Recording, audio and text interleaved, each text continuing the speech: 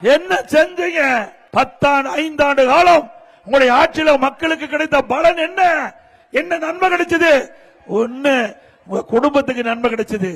கொள்ளையடித்த பணத்தை நீங்க நல்லா பாதுகாப்பா வெளிநாட்டில் வச்சிருக்கிறீங்க.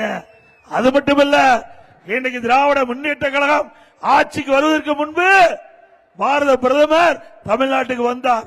அப்ப கருப்பு கொடி பிடிச்சார், கருப்பு பலூன் விட்டார். ஆளுங்கட்சி வந்தவுடனே அப்படியே அந்தர் பல்ட்டி அடிச்சு சென்னைக்கு வந்தபோது வெள்ளை குடை பிடித்தவர் இதே ஸ்டாலின்.